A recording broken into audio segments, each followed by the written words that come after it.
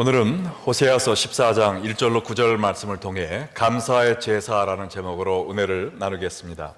어제 저녁 한어회중과 영어회중이 함께 모여 추수감사 만찬을 나눈 후에 짧은 간증들을 통해 하나님께 감사의 제사를 드리는 시간이 있었습니다. 초등학교 3학년 어린이로부터 80대 할아버지까지 여러 교우들이 나오셔서 여러 종류의 감사의 제목을 하나님께 말씀드렸는데요. 어떤 분은 교우들을 통해 그리스도의 사랑을 느끼게 해준 것, 또 육체의 병을 고치게 해주신 것, 또 알코올 중독에서 구해주신 것, 또 영적인 부흥을 경험하게 해주신 것 등 수많은 간증을 통해서 하나님께 감사의 제사를 드렸습니다. 오늘 추수감사주일을 맞이해서 여러분은 어떤 감사의 제목을 가지고 주 앞에 나오셨습니까? 우리에게 주신 은혜가 너무 많아서 하나님께 감사드릴 이유가 셀 수 없이 많이 있지만, 오늘 호세아 강해를 마치면서 마지막 장인 14장 말씀을 통해서 하나님은 우리의 감사 받으시기에 합당하신 분이라는 것을 다시 한번 여러분에게 말씀드리기 원합니다. 오늘 이 말씀을 여러분 마음판에 새기셔서 이번 추수감사절은 가족들과 만나 터키만 많이 먹고 지나가는 연례적인 절기가 아니라 마음속 깊은 곳에서 우러나는 참된 감사의 제사로 하나님께 영화롭게 제사를 드리는 여러분 되시기를 간절히 축원합니다. 자, 우리가 하나님께 감사드려야 할 첫 번째 이유는 하나님은 패역한 자를 고치시는 하나님이시기 때문에 그렇습니다. 먼저 호세아 14장 4절 말씀을 보면요, 내가 그들의 반역을 고치고 기쁘게 그들을 사랑하리니 나의 진노가 그에게서 떠났음이라 라고 말씀하고 있습니다. 이 말씀은 애굽에서 그들을 인도해내신 하나님을 배반하고 금송아지 우상을 섬기다가 아수르 땅에 끌려가 포로의 생활을 하게 된 북이스라엘 백성들에게 주시는 놀라운 축복의 말씀입니다. 여기에 보면 이스라엘의 죄악을 한마디로 반역이다 혹은 패역이다 라고 표현을 했는데, 이 말은 등지고 되돌아가다, 즉 신앙이 자꾸 뒤로 후퇴하다가 미끄러지는 것을 이야기합니다. 하나님의 사랑을 가장 많이 체험한 이스라엘이 하나님의 축복의 산물인 가나안 땅에 들어가 하나님께 감사하기는커녕 오히려 이 땅의 부귀영화와 짜릿한 쾌락들을 하나님보다 더 사랑하다가 결국에는 하나님을 버리고 우상을 숭배하는 패역과 죄악을 저질렀습니다. 그런데 감사한 것은 하나님은 우리가 하나님을 버리고 떠난 그 순간에도 우리를 버리지 아니하셨다는 겁니다.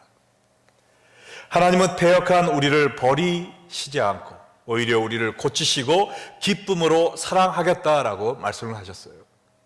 여기서 우리를 고치신다는 것은 십자가에서 우리의 죄악을 담당하신 예수 그리스도의 보혈로 말미암아 우리 죄악을 말끔히 씻어주시는 것을 의미합니다. 그리고 기쁨으로 우리를 사랑하신다라는 말은 아무 대가 없이 하나님의 사랑을 우리에게 부어주시겠다라는 말씀이에요. 로마서 8장 32절 말씀처럼 자기 아들을 아끼지 아니하시고 우리 모든 사람을 위하여 내어주신 이가 어찌 그 아들과 함께 모든 것을 우리에게 주시지 아니하겠느냐라는 말씀입니다. 죄로 인해 죽어 마땅한 우리를 살리기 위해 예수 그리스도를 십자가에 내어주신 하나님의 사랑, 그리고 그 사랑으로 우리의 모든 필요를 채워주시는 우리 하나님을 생각할 때 우리가 어찌 하나님께 감사하지 않을 수 있겠습니까? 그러나 한 가지 중요한 사실은 하나님은 이 놀라운 사랑을 이 세상 모든 사람들에게 베풀기 원하지만 오직 하나님께 돌아오는 자들만이 이 사랑을 체험할 수 있다는 것입니다. 아무리 식당에서 프리 푸드이라고 광고를 붙여도 그걸 보고 지나가는 사람은 음식을 먹지 못해요. 그러나 그 광고를 듣고 식당에 들어가서 먹으면 그 프리 푸드를 즐길 수 있는 것입니다. 이와 마찬가지로 하나님이 세상을 이처럼 사랑하사 독생자를 주셨으니 누구든지 저를 믿는 자마다 멸망치 않고 영생을 얻으리라 라는 이 귀한 구원의 선물을 이 세상 모든 사람에게 주기 원하시지만, 이 말씀을 듣고 예수를 믿음으로 하나님께 나오는 자만이 그 영생의 선물을 얻을 수 있다는 이야기입니다. 자, 그러면 어떻게 우리가 하나님께 나아갈 수 있을까요?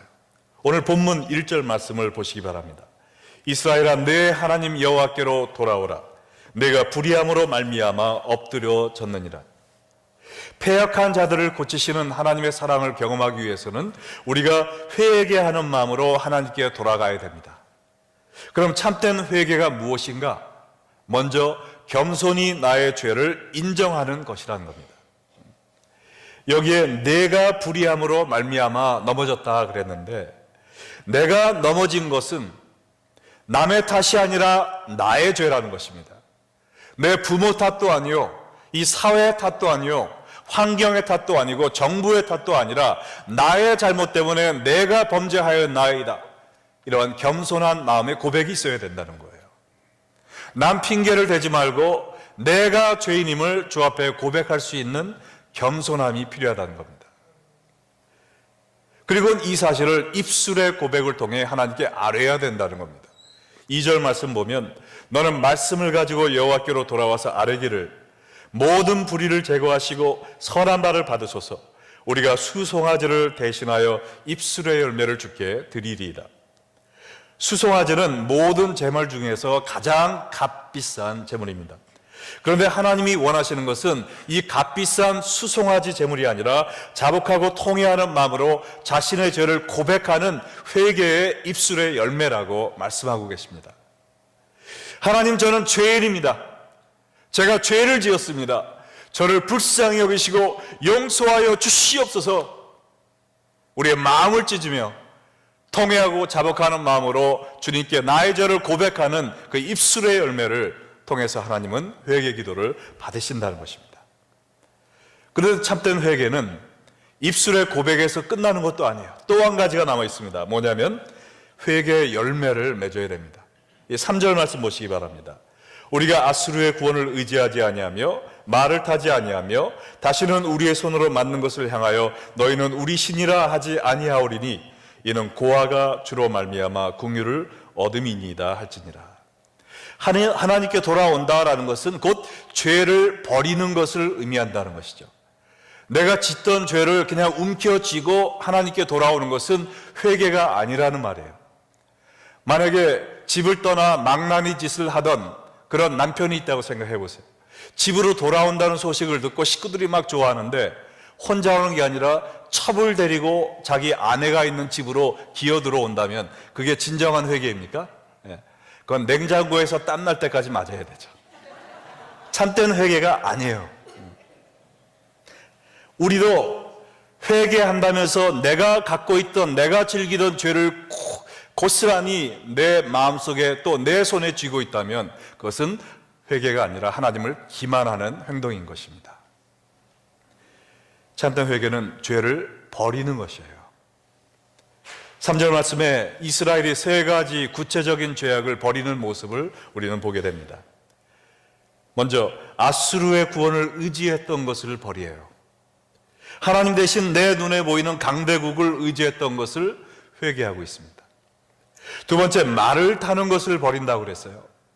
하나님보다 나의 군사력을 더 의지했음을 회개하는 것입니다. 그리고 세 번째, 우리 손으로 만든 것을 신이라 했던 것을 버리고 있습니다. 이것은 하나님보다 눈에 보이는 우상을 더 믿고 섬겼던 것을 회개하는, 위의 3가지 죄악을 볼 때 죄는 한마디로 하나님보다 다른 무엇을 더 믿고 의지하는 것이다 라는 것을 알 수 있습니다. 그러면 그와 반면에 참된 신앙은 무엇일까요? 무엇보다 하나님을 더 믿고 의지하는 것입니다. 하나님이 여러분에게 원하시는 것은 철저히 하나님만을 믿고 의지하는 삶인 줄로 믿으시기 바랍니다. 그럼 우리가 어떻게 다른 것을 믿지 않고 하나님만을 의지할 수 있는 사람들이 될 수 있을까? 오늘 이 3절 마지막에 뭐라고 그랬어요? 고아도 주를 말미암아 긍휼을 얻나이다 라는 것을 깨닫고 믿어야 됩니다. 여러분, 고아가 누구죠? 이 세상에 아무도 돌보아 줄 사람이 없는 자입니다. 이 세상 어느 누구도 거들떠 보지 않는 그 사람조차도 하나님은 은혜를 베풀어 주시는 분이라는 겁니다. 이 세상에 나 홀로 있는 것 같고 모든 사람이 당신은 은혜 받을 자격이 없어 라고 제쳐놓은 사람이다 할지라도 그 사람까지도 은혜를 베풀어 주시는 분, 그것이 바로 우리의 사랑의 하나님이라는 것입니다. 여러분, 이 사실을 믿으십니까? 믿으신다면 왜 그 하나님만을 믿지 못하고 또 다른 무엇을 의지하고 계십니까? 왜 이 세상의 다른 것을 놓지 못하고 계십니까? 하나님뿐만 아니라 이 세상의 다른 것을 더 믿고 사랑하고 의지했던 것, 겸손히 마음으로 인정하시기 바랍니다. 그리고 입술로 고백하시기 바랍니다. 그리고 그것들을 내려놓고 여호와께 돌아오시기 바랍니다. 그것이 참된 회개요, 여호와께 돌아가는 올바른 길입니다. 패역한 자를 고치시고 즐거이 사랑하시는 하나님, 이 한 가지만 해도 평생 다 감사할 수 없을 것 같은데, 오늘 성경은 우리가 하나님께 감사드려야 할 또 한 가지의 이유를 말해주고 있습니다. 그것은 하나님은 고치신 자를 복 주시는 하나님이라는 사실입니다. 우리 호세아 14장 5절 말씀을 다 함께 큰 소리로 읽겠습니다. 내가 이스라엘에게 이슬과 같으리니 그가 백합화와 같이 피겠고 레바논 백향목같이 뿌리가 바뀔 것이라. 자, 여러분, 이 구절 어디서 좀 많이 본 것 같지 않으세요? 새벽 이슬에서 보셨죠? 네, 우리 교회에서 매달 편찬하는 큐티집 새벽 이슬 주제 구절입니다.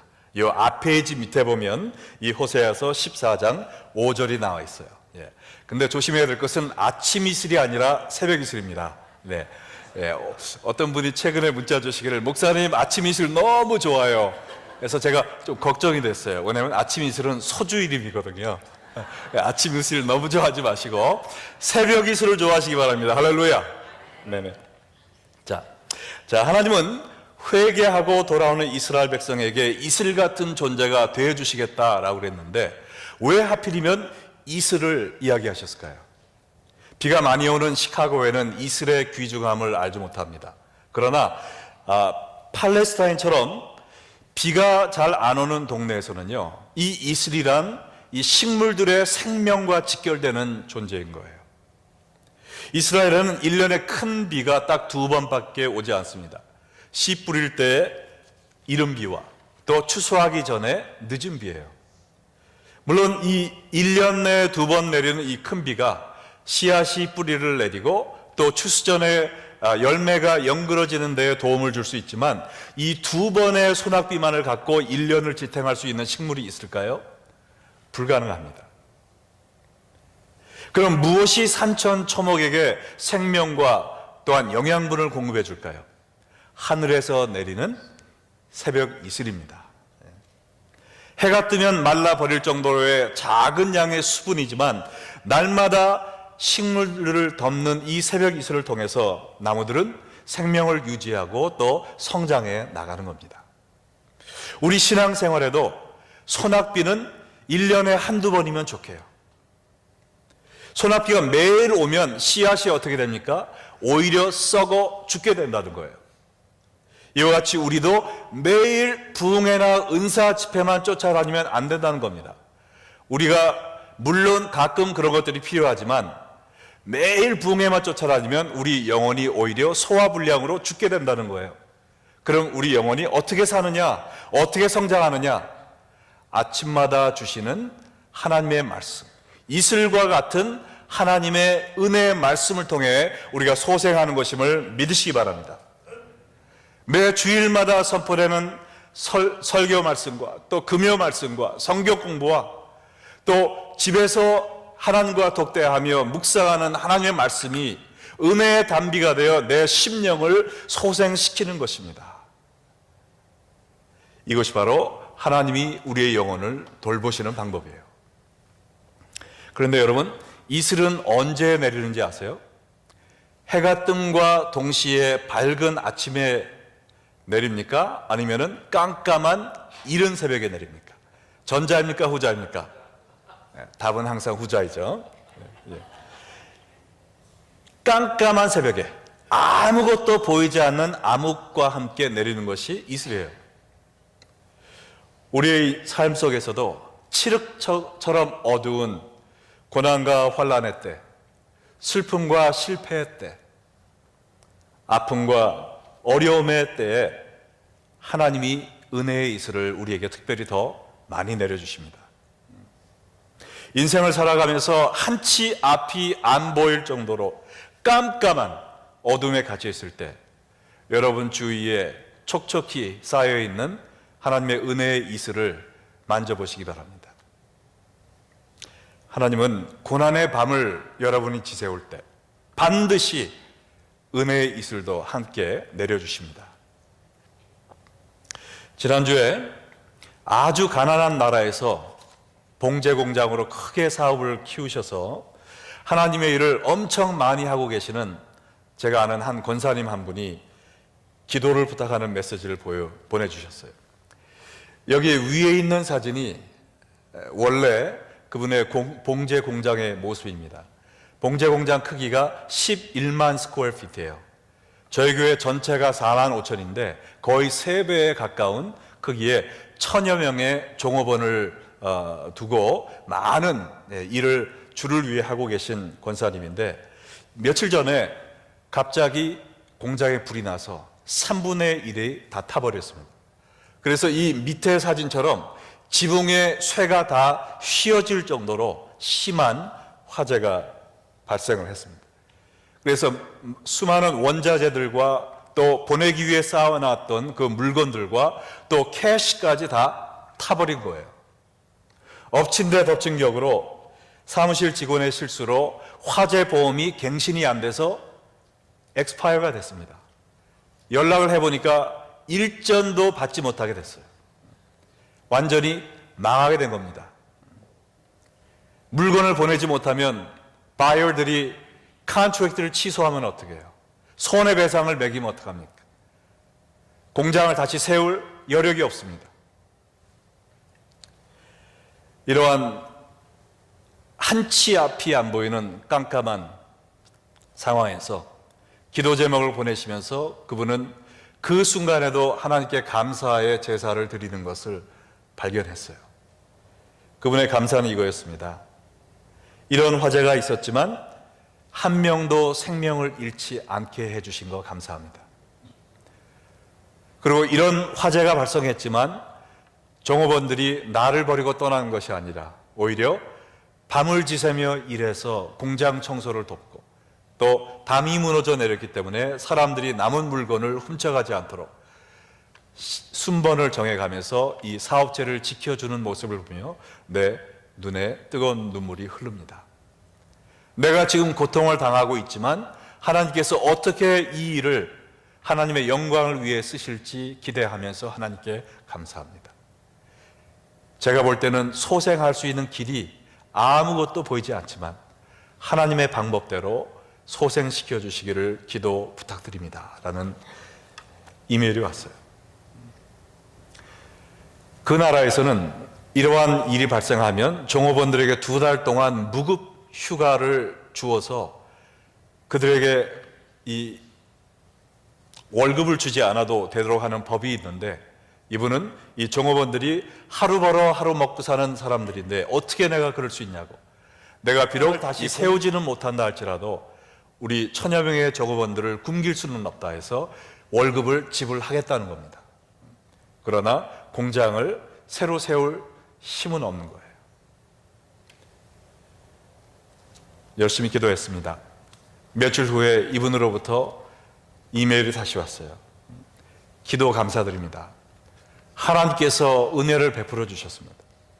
이 화재 소식을 들은 미국의 큰 바이어가 컨트랙트를 취소한다는 연락을 준 것이 아니라 이 물건을 보낼 그 기간을 많이 연장을 해줬다는 겁니다.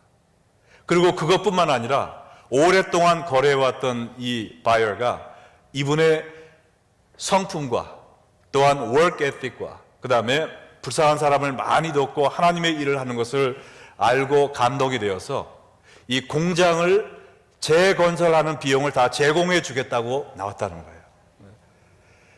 어떻게 이런 일이 있을 수 있습니까? 세상적으로는, 인간적으로는 상상도 할 수 없는 일이에요. 그러나 인생의 가장 어두운 그 깜깜한 밤 속에서 내 힘으로 세상 것을 의지하려 하지 않고 오직 말씀대로 하나님만 의지하며 나아가는 당신의 여종에게 하나님께서 은혜의 단비로 덮어주신 것입니다. 우리 하나님은 이런 분이십니다.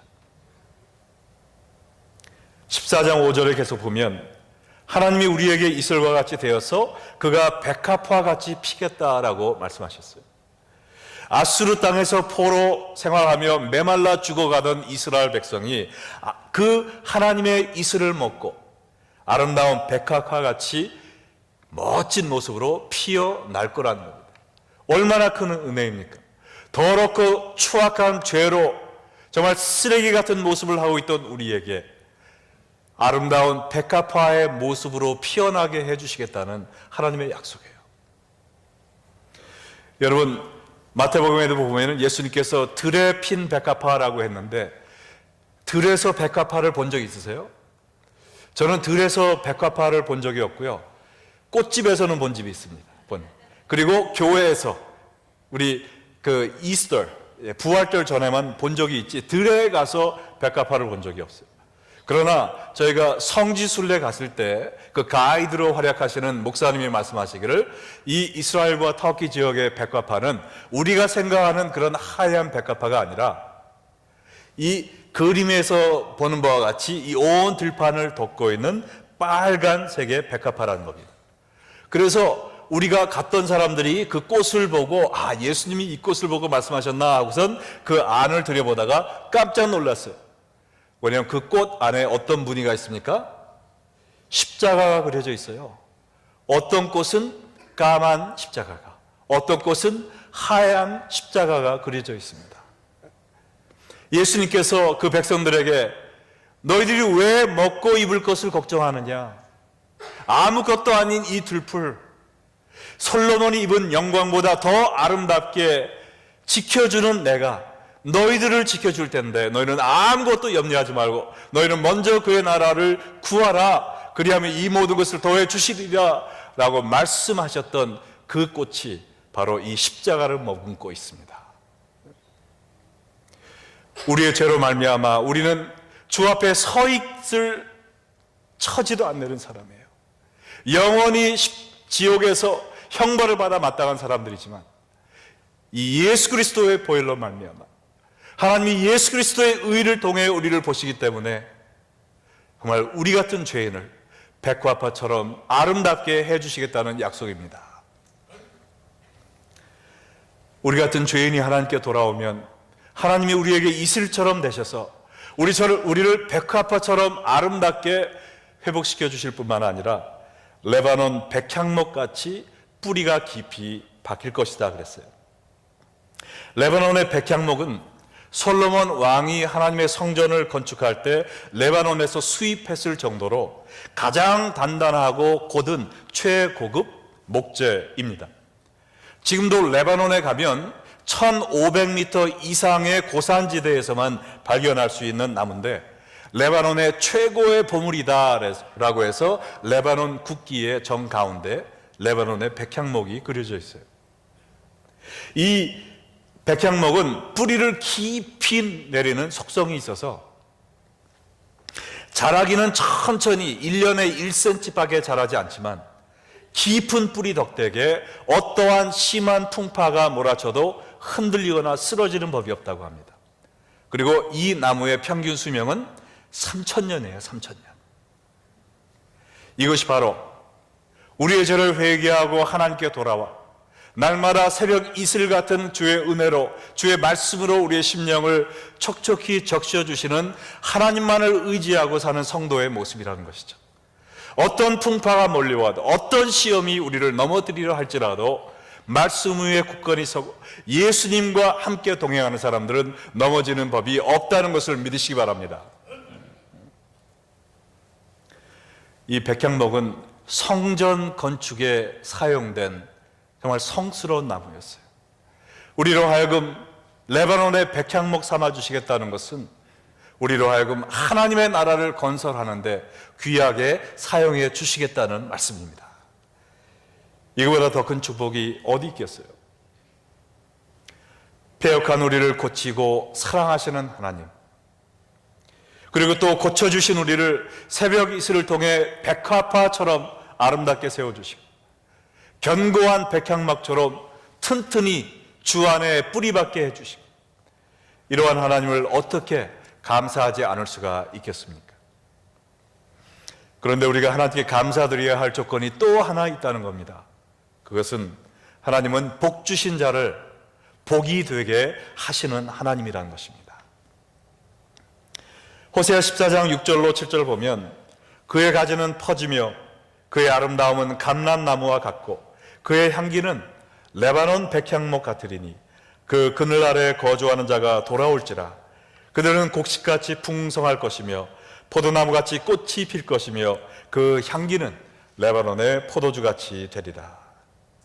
하나님은 회개하며 하나님께 돌아오는 백성들을, 그의 백성들을 고치고 사랑하실 뿐만 아니라 또 날마다 하늘에서 내려주시는 새벽 이슬을 통해서 아름다운 감람나무처럼 가지를 넓게 펴지게 번창하게 해주실 뿐만 아니라 6절과 7절에 연거푸 또 다른 약속을 해주고 계시는데, 그것은 우리로 하여금 아름다운 향기를 퍼뜨리게 해준다는 겁니다.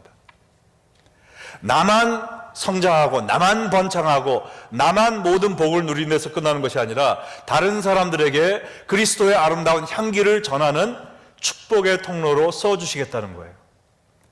여기에 우리가 가지가 번창할 때 또 많은 사람들이 그 그늘 안에 거할 수 있는, 많은 사람들에게 영혼의 쉼터를 제공할 수 있는 그러한 삶이 되게 해 주시겠다는 겁니다.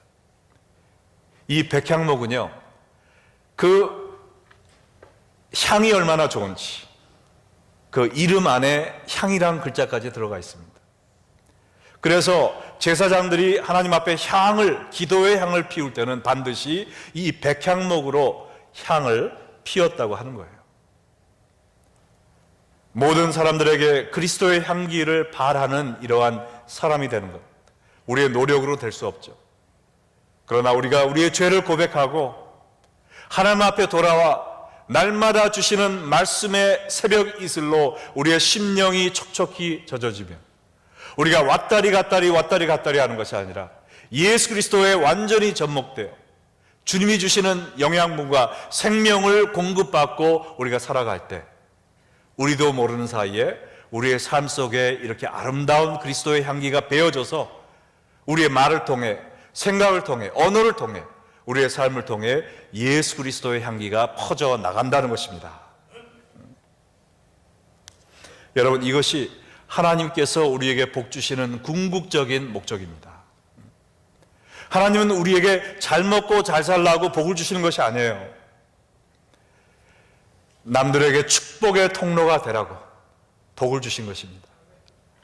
하나님께서 아브라함에게 복을 주신 창세기 12장 2절로 3절 말씀을 보면 내가 너로 큰 민족을 이루고 네게 복을 주어 내 이름을 창대케 하리니 네가 만족한 삶을 살게 하리라 그랬습니까?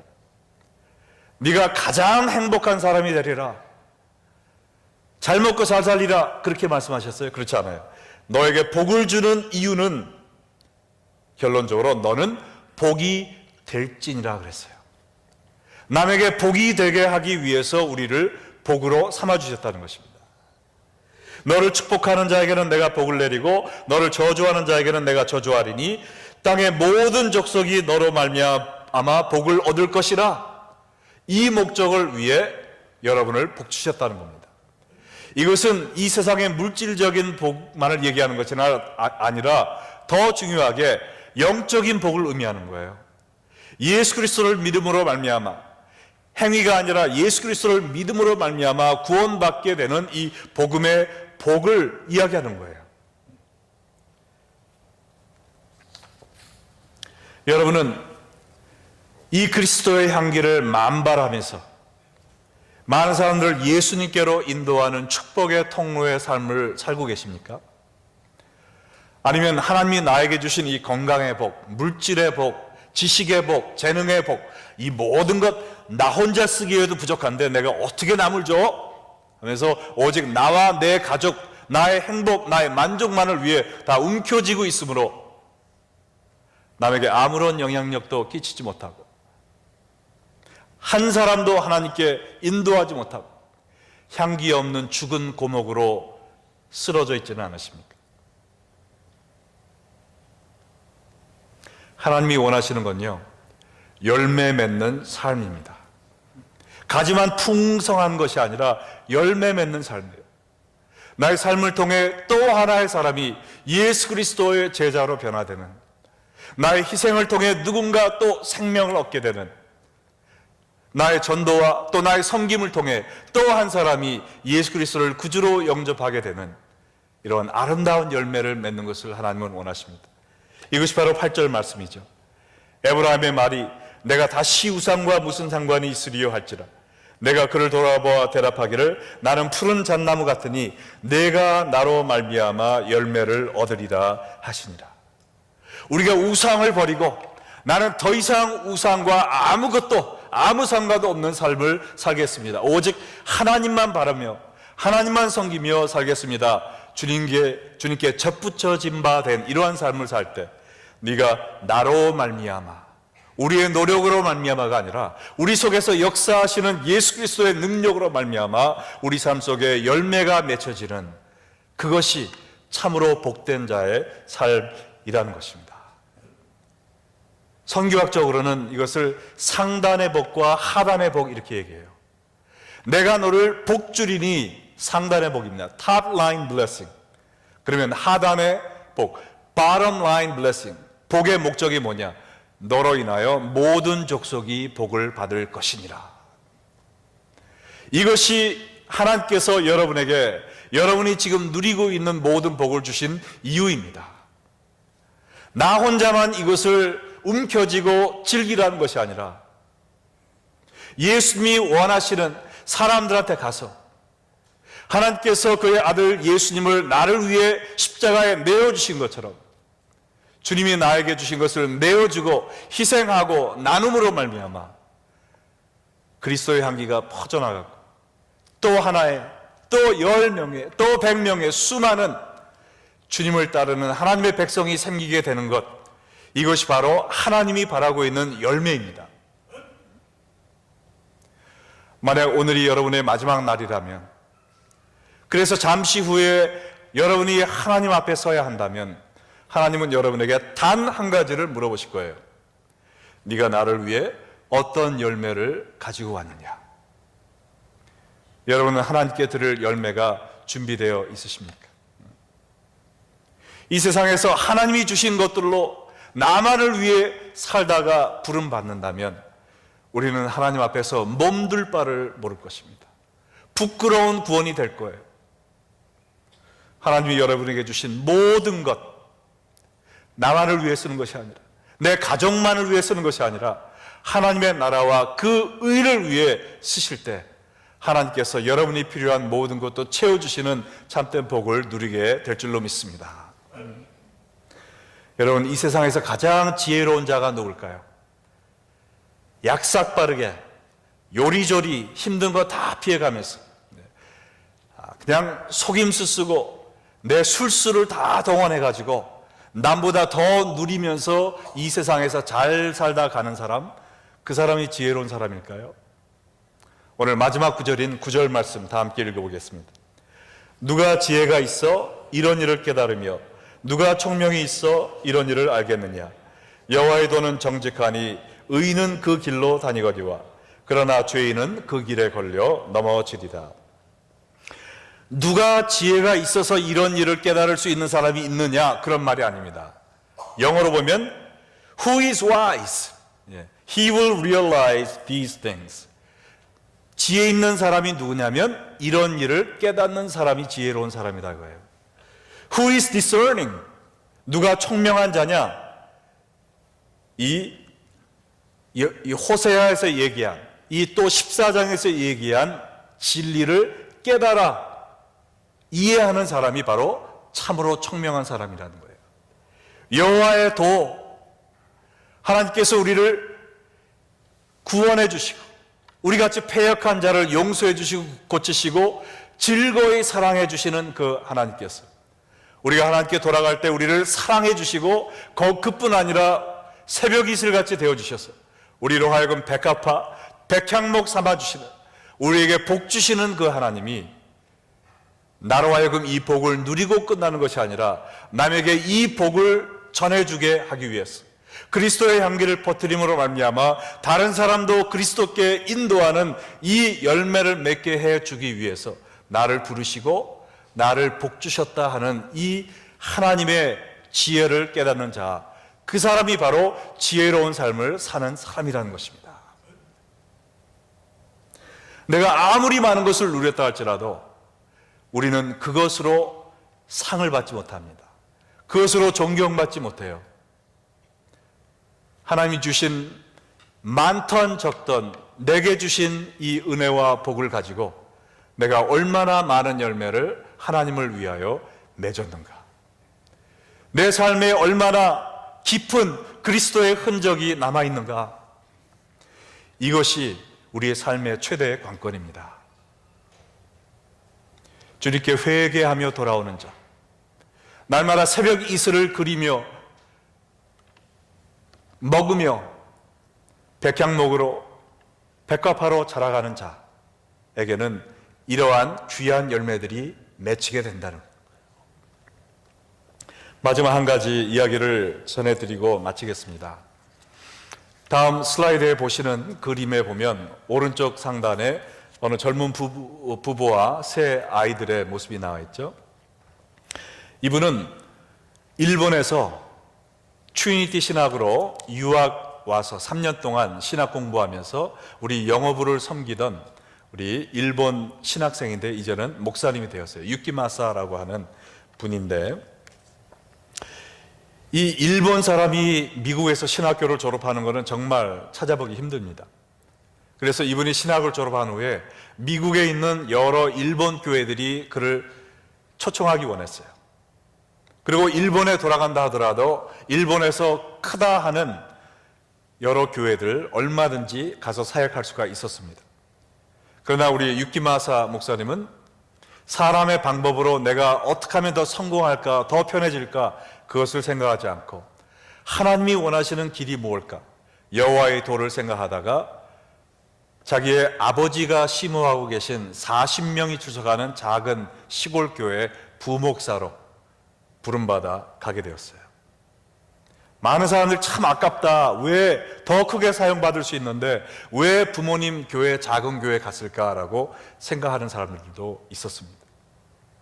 근데 간지 얼마 안 돼서 어느 날 이 육기의 사모님이 아들 셋을 데리고 어디 갔다가 지금 집으로 돌아오는데 평생 느껴보지 못했던 어마어마한 지진이 그 지역을 강타한 거예요.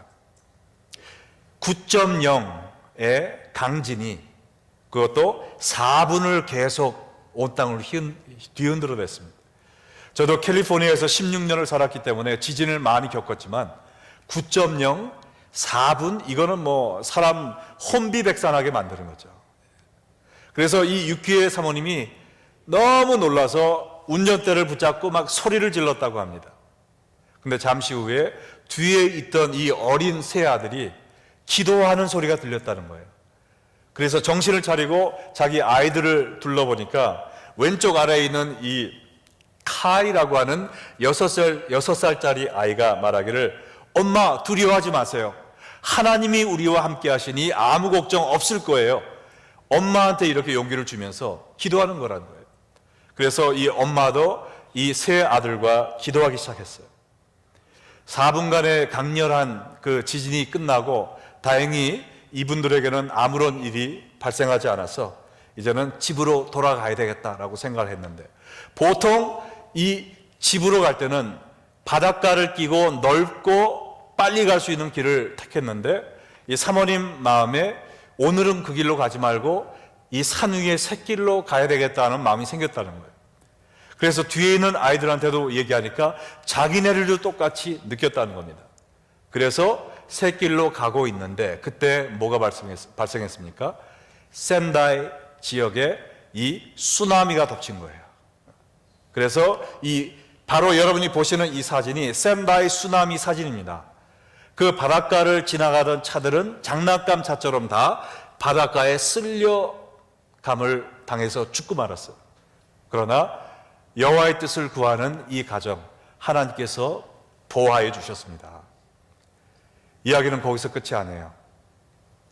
집으로 돌아갔을 때 마을은 숲밭이 되어 있었고 수많은 사람들이 수천 명이 죽어 있었고 사람들은 구호물자를 찾고 있었는데 우리 육기마사 목사님이 미국에 있다 가셨기 때문에 미국에서 수많은 구호물자가 그 교회로 가기 시작했어요. 저희 교회도 구제연금을 했더니 2만 불이 모여서 2만 불을 그날 당장 보냈습니다. 그래서 그 샌다이 지역에 있던 사람들이 이 교회를 통해서 음식을 공급받게 된 거예요. 또 담요를 받고 생필품을 받고 잘 데 없는 사람들은 이 교회에 와서 잠을 자게 되고 또한 이 교회는 그 사람들에게 복음을 전하는 귀한 사역을 하게 된 겁니다. 그리스도의 향기를 퍼뜨리게 된 거예요. 또 그리스도의 복음을 전했습니다. 그들의 사역으로 인해서 그 샌다이 지역의 많은 사람이 예수님을 믿게 되는 구원의 열매가 주렁주렁 열리게 되었다는 것입니다. 할렐루야. 이것이 바로 지혜로운 자의 삶입니다. 인간의 눈으로 보기에는 왜 좋은 자리 놔두고 왜 거기를 갑니까?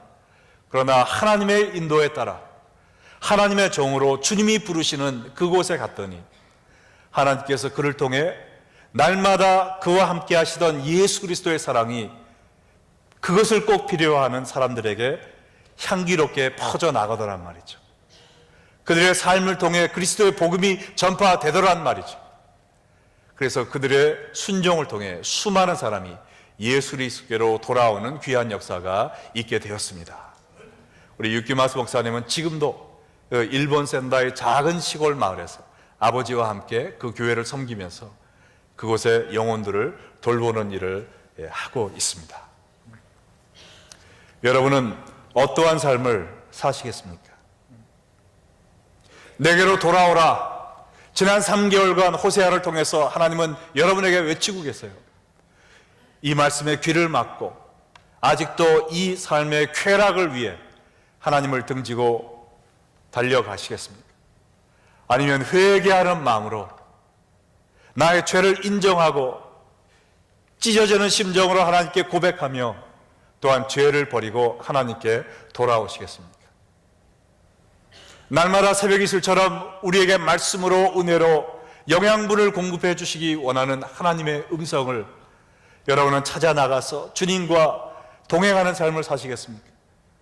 아니면 내가 구원받았으니 이제는 상관없지 뭐 하면서 내 마음대로 살다가 과거와 같이 더럽고 추악한 모습으로 예수 그리스도의 향기가 아니라 이 세상의 악취를 풍기는 그러한 성도의 모습이 되겠습니까? 주님이 주신 모든 축복, 내가 움켜쥐고 나만을 위해 살겠다고 살다가 하나의 열매도 맺지 못하고 가는 불쌍한 삶을 사시겠습니까? 아니면 내가 10달란트를 받았든 1달란트를 받았든 주님 주신 이 모든 것, 주의 영광을 위해 모든 사랑과 나누며 그리스도의 향기가 되는 복된 삶을 삶으로 아름다운 열매를 주렁주렁 하나님 앞에 맺히는 삶을 사시겠습니까? 오늘 이 추수감사절 호세아 강해를 마치면서 여러분 이 시간 지혜로운 자의 삶을 살기로 결단하는 이 시간 되기를 간절히 소원합니다. 죄를 버리고 여호와께 돌아오시기 바랍니다. 날마다 새벽 이슬처럼 우리의 영혼을 촉촉히 적셔주기 원하시는 하나님 앞에 나아가시기 바랍니다. 그래서 이제는 세상의 악취가 아니라 그리스도의 향기가 우리의 몸과 말과 생활을 통해 배어나서 수많은 사람들이 우리를 통하여 우리의 교회를 통하여 우리의 사역을 통하여 하나님께 나아가게 되는 아름다운 열매가 주렁주렁 맺혀지기를 주 예수의 이름으로 축원합니다.